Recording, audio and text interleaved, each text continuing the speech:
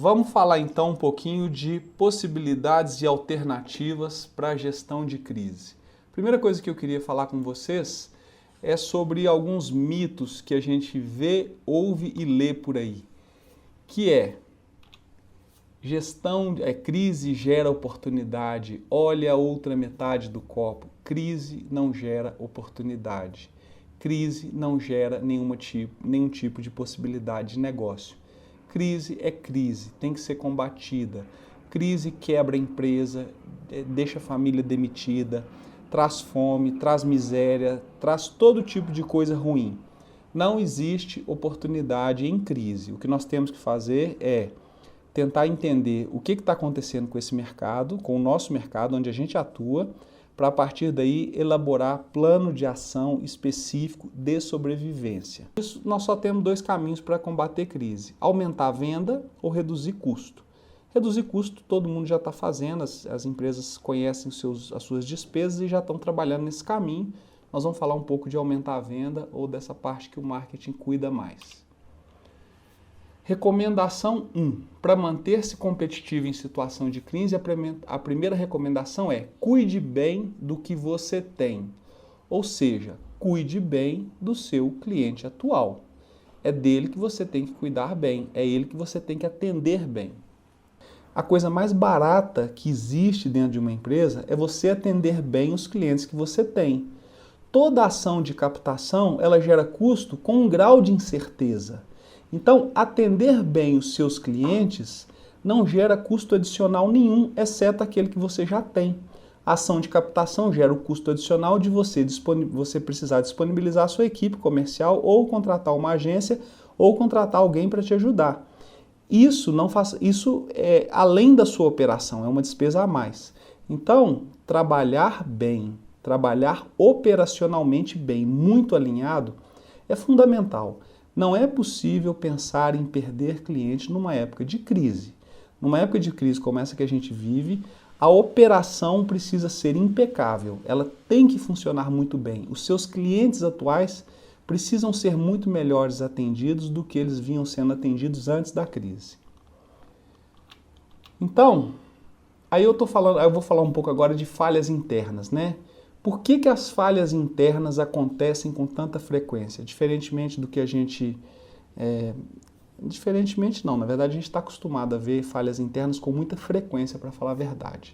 Dois são os motivos. Primeiro, erros de processos internos. Então, e aí não dá para falar especificamente de nenhuma empresa, mas basta você começar a analisar as suas experiências de consumo nos lugares que você vai, nos ambientes que você vai.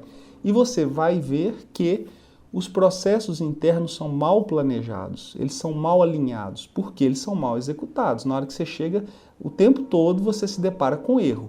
E aí quando eu falo erro, eu estou falando de erros do tipo tempo exagerado para poder te atender ou erros operacionais mesmo, você receber alguma coisa fora de um determinado padrão que foi combinado com a outra parte. Erro de projeto. O que é o erro de projeto? O erro de projeto é quando você não fez absolutamente nada errado na sua execução, mas ainda assim o processo está diferente da expectativa que o seu cliente tem. Então, o seu projeto de entrega de experiência para o seu cliente, ele está sendo cumprido, mas ainda assim o seu cliente não acha que aquela maneira como você trabalha é a mais adequada. Então vamos dar um exemplo. Imagine a seguinte situação: você tem um tempo de espera planejado na sua empresa de 5 minutos. Então o cliente chega, faz parte do seu projeto de atendimento, seu projeto de serviço, faz parte do seu plano que o seu cliente espere por 5 minutos até ser atendido. Se o seu cliente espera por 5 minutos e é atendido e ainda assim ele sente que a qualidade do que ele recebeu não é boa, ou seja, a experiência que ele teve no seu negócio não foi boa, você não tem um erro de processo interno, porque você cumpriu aquilo que estava programado, mas você tem um erro de projeto, ou seja, você projetou uma coisa que não está de acordo com a expectativa do seu cliente. Como que eu avalio isso, Alexandre? Você avalia da seguinte forma: você aplica um questionário pequeno, tira vamos supor, 20 dias, né, de trabalho e aplique esses questionários aos seus clientes na medida que eles forem interagindo com a sua empresa. Então, todo esse tipo de trabalho, gente, ele requer esforço extra, ele dá trabalho, ele requer pessoas para fazer. Não dá para a gente solucionar um problema tão grave como esse de crise simplesmente assim, vamos falar assim, fazendo reunião, né? Ou fazendo coisas assim que são excessivamente simples, né? Então, se você quer ter uma avaliação adequada da expectativa do seu cliente, você tem que elaborar um questionáriozinho, questionário de uma folha, orientar 2 ou 3 pessoas para aplicar, depois pegar uma pessoa dentro da empresa que sabe fazer tabulação, pedir para ela fazer a tabulação para você avaliar como que está sendo a avaliação do seu cliente em relação ao que você está fazendo. Agora, vamos falar um pouquinho de planejamento. Por que eu queria abrir esse tópico especialmente? Porque nós não sabemos fazer planejamento. Nós não fazemos planejamento de verdade. O que nós fazemos quando existe um protocolo dentro da empresa que nos obriga a ter planejamento, nós seguimos esse protocolo.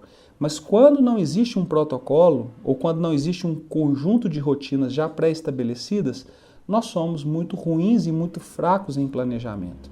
E aí eu vou trazer algumas perguntas aqui, e aí na medida que vocês responderem, nós vamos ver o quanto que a sua empresa faz ou não planejamento. Por exemplo, imagine a seguinte situação.